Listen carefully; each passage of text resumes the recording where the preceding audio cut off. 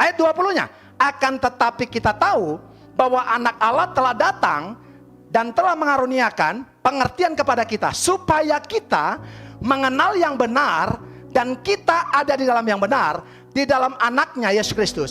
Dia adalah Allah yang benar. Yang kedua, kita saudaraku yang kasih mengidolakan Yesus karena apa? Dia Allah yang benar. Saudara, siapa yang saudara idolakan, saudara akan menggait hidup saudara.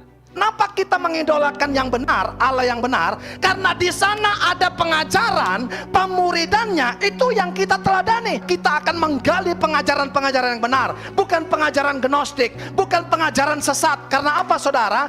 Ketika ada pengajaran sehat, maka akan benar. Ketika mereka benar, saudara, mengidolakan yang benar, maka hidup mereka akan benar. Pak, sampai kuasa, sampai dia Allah yang benar saja nggak, Pak? Yang ketiga, saudaraku yang kasih, kenapa kita mengidolakan Tuhan Yesus? Karena ada janji hidup yang kekal. Lihat, dia adalah Allah yang benar dan hidup yang kekal. Orang bisa, saudara, menjanjikan apa-apa, tapi janji dunia adalah palsu. Janji hidup yang kekal cuma satu, yaitu apa? Dari Allah. Di bawah kolong langit ini tidak ada nama yang bisa menyelamatkan selain nama Yesus. Yang berikutnya, saudara, bukan saja karena kuasanya, bukan karena saudara dia Allah yang benar, pemuritan dan keteladannya. Yang ketiga, saudara, bukan karena janji hidup yang kekal. Yang keempat, saudara, saya mau tutup dengan ini. Tahu saudara kenapa kita harus mengidolakan Yesus, saudara? Tidak mengidolakan yang lain. Karena ternyata Tuhan kita ini adalah Tuhan yang cemburuan. Di rumah kami ada kebiasaan, saudara. Istri saya itu tidak akan pernah pegang HP saya, tidak akan pernah WA saya dibuka, dan saudara SMS saya dibuka. Itu, saudara, dari mulai kami menikah. Ada etikanya, saudara.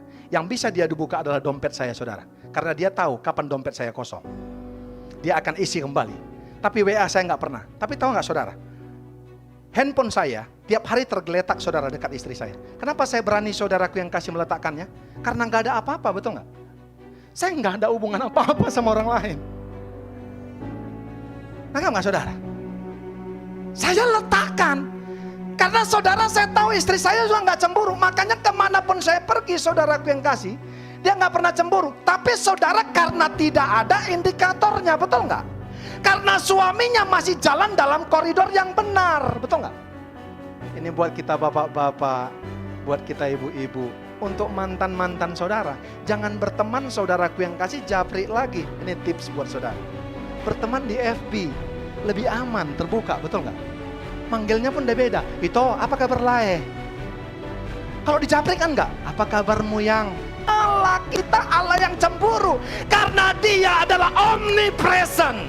Karena dia, saudaraku yang kasih, maha tahu. Karena dia maha hadir. Karena dia omniscience, saudara. Selangkah engkau melangkah, dia tahu apa yang mau kau perbuat. Bahkan waktu engkau diam, dia tahu apa yang kau pikirkan, apa yang kau rasakan. Dia tahu, saudaraku yang kasih. Cemburu. Halo, ketika engkau, saudara, tidak memuji dia, Alkitab berkata apa, saudara? Amos berkata apa, saudaraku yang kasih? Aku tidak menginginkan ibadah rayang, gambus dan kecapimu. Dia katakan, aku mau ada hati yang bergulung-gulung. Cemburu dia. Halo, makanya pastikan waktu kita pujian penyembahan, saudara, engkau nangis karena apa, saudara? Sukacita sama Tuhan. Jangan karena masalah utang. Karena beda tipis, betul nggak?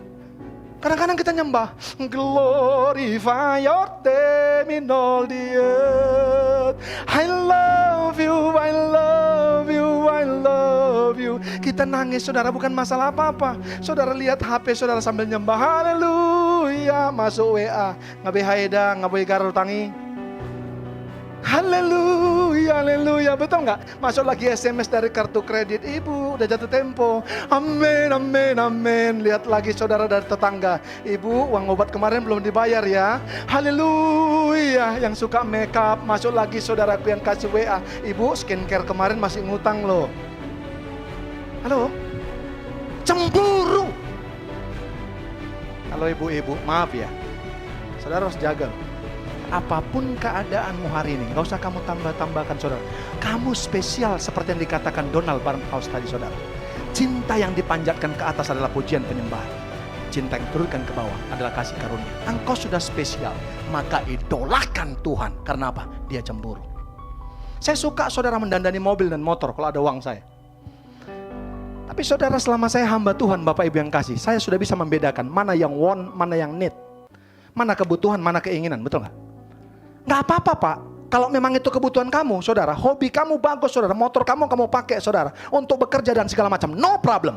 Tapi selama itu, saudara, yang kau tempatkan lebih daripada Tuhan, maka saya mau berkata, saudaraku yang kasih, engkau sudah mengidolakan yang lain, maka Tuhan akan cemburu. Kalau Tuhan udah cemburu, saudaraku yang kasih, maka di akhir nanti, saudara, ini masih masa keselamatan. Di akhir nanti, kecemburuan akan diperhitungkan kepada saudara. Mengidolakan pribadi yang salah akan membuat kita lakukan hal yang salah dan mendapatkan hasil yang salah. Jangan tuntut Tuhan hari ini, saudara, kenapa keadaan saya seperti ini? Karena apa, saudara? Karena mungkin, saudaraku yang kasih, kita belum totali mengidolakan yang menjadi Tuhan kita. Mungkin ada idols yang lain. Mungkin ada barang-barang yang lain. Mungkin ada benda-benda yang lain. Sampai nggak ada waktu, saudaraku yang kasih, untuk menyembah Tuhan. Kami di rumah, saudaraku yang kasih, anak saya kos. Tiap pagi, tiap malam, saudara, kami harus doa pagi bareng-bareng. Alkitab berkata, hai engkau bapak-bapak, buat peraturan dan didikan di rumahmu. Kita harus mengidolakan Tuhan, supaya Tuhan juga membuat engkau spesial.